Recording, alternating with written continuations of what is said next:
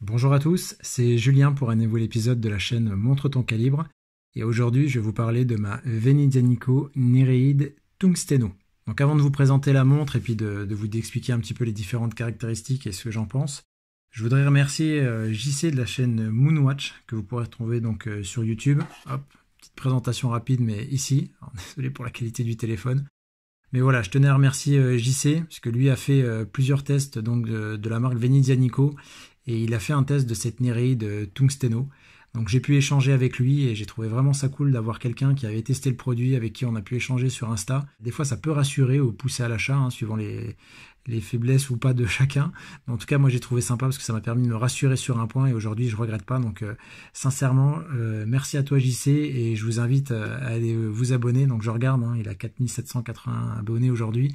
J'espère qu'après cette vidéo, il va au moins passer la barre des 5000, parce que ces vidéos sont vraiment sympas. Merci à vous, et pour lui. Alors sur la montre en elle-même, la voici. Donc la Venizianico Nereide Tungsteno. Alors tout simplement, pourquoi Tungsteno? Parce que Venizianico a fait le choix de travailler sa lunette ici en matériau tungstène, donc l'un des plus résistants.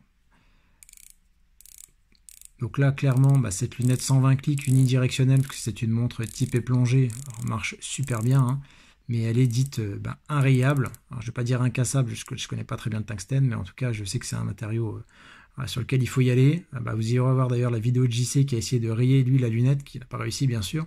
Mais voilà, ce qui est plaisant, c'est de se dire qu'aujourd'hui sur une montre de plongée, l'élément décoratif, un des éléments du moins décoratifs principal, c'est les lunettes. Hein, et de se dire qu'au quotidien, on peut vite être amené à la taper, que ce soit dans la voiture, au bureau ou autre.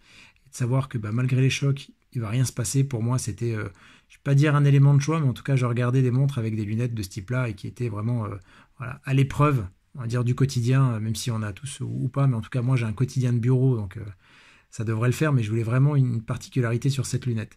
Alors en plus, ils l'ont travaillé, je pense que vous voyez, mais un effet miroir qui est juste magnifique. Voilà, là, je peux presque me voir dans le miroir. Donc sincèrement, il y a un super travail fait sur la lunette. Elle renvoie toute la montre, hein, de toute façon, renvoie le soleil. C'est incroyable. Quand on l'a au poignet, la montre passe pas inaperçue. Alors sur les caractéristiques, c'est un boîtier qui est en acier 316L. Donc voilà, un boîtier plutôt sympa. Il est biton en termes de travail. Voilà, ici on voit plutôt que c'est une partie polie. Donc il y a un gros travail qui a été fait sur le boîtier. Moi je le trouve vraiment sympa. Donc la lunette, du coup unidirectionnelle 120 clics. Une petite complication à 3 heures avec la date, sympa. Moi, c'est quelque chose que j'apprécie sur les montres, c'est d'avoir la date, donc c'était aussi un choix.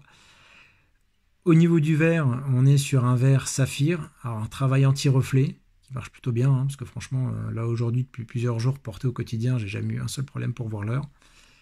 Sur les index et sur les aiguilles, un travail fait à base de Super Luminova BG9, là, le dernier, donc c'est pareil. Si on le met, elle a pris un peu le soleil depuis tout à l'heure, mais je sais pas si on le voit beaucoup. En tout cas, voilà, ça marche plutôt bien. Je l'ai laissé l'autre fois toute la nuit. Je me suis réveillé le lendemain matin. Je voyais bien les index, bien les aiguilles. Donc, ça marche bien. Au niveau de l'écriture, on retrouve juste finalement le logo Venizianico en relief et brillant. Et en dessous, l'indication Nereide Movimento Automatico Tungsteno 20 ATM. Donc, c'est une montre qui est étanche à 200 mètres. Donc, voilà, sur le boîtier, franchement, de visu, c'est vraiment une très très belle montre. Sur le côté, la couronne, elle, qui est donc une couronne vissée, elle a été travaillée avec le logo Venizianico. Donc ça aussi, je trouve ça très sympa en relief.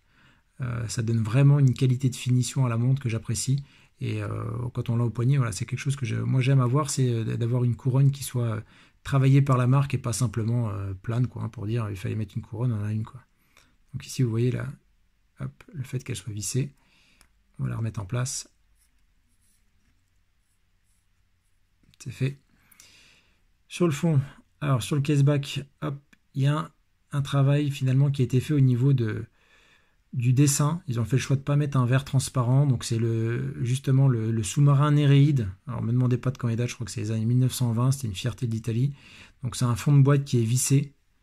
Et voilà, ils ont fait plutôt le choix de dessiner le fond de boîte plutôt que de mettre un verre transparent. Moi je trouve ça pas plus mal, ça donne une cohérence à l'ensemble de la montre en acier.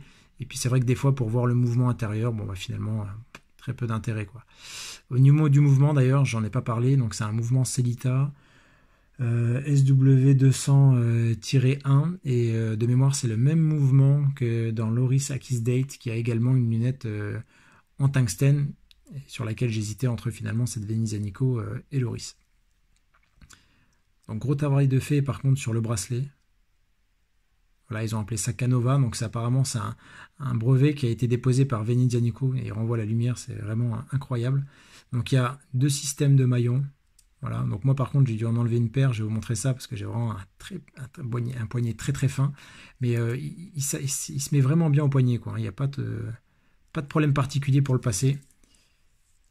Donc la boucle, on aime ou on n'aime pas, mais c'est ce type là, hop, avec le logo Venice Nico ici.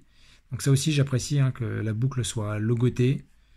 Et vous voyez là quand la montre, donc on voit bien, hein, le poignet renvoie pareil, la lumière il brille de mille feux. Et quand on a la montre au poignet, voilà.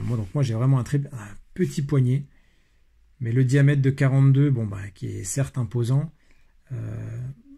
Voilà, pour moi ça passe. Je vais pas m'en priver en tout cas du quotidien de ne pas la passer. Et voilà, la montre renvoie des jeux de lumière. Je pense que vous voyez, un coup on voit si c'est gris, noir, on ne sait pas très bien la couleur du fond. Mais ce que j'apprécie, c'est le bleu du Néréide avec le pointeur là sur la lunette qui est également de la même couleur. Et je trouve que ça donne une cohérence à l'ensemble d'avoir ce rappel de couleur. Voilà, la montre est vraiment magnifique. En tout cas, à porter, elle fait son poids. Hein. On ne se cache pas, en épaisseur, on est sur du 13 mm, je crois. Donc on la sent au quotidien, on sent qu'on a une montre plongée au poignet. Moi, le seul petit défaut que je regrette sur ce bracelet-là, comme j'ai un poignet fin, c'est que là, le maillon, il plie pas plus, quoi. Donc je pense que par rapport au fonctionnement et puis comment ils ont breveté ça, on pouvait peut-être pas plier le premier, ou je pense que c'est par rapport aux cornes de la montre. Enfin, je sais pas comment ils ont fait, mais ce premier maillon-là, il est vraiment solide. On peut pas le bouger. Et bon, moi qui ai un poignet fin, c'est vrai que j'aurais apprécié pouvoir un peu plus plier le bracelet pour l'adapter à mon poignet.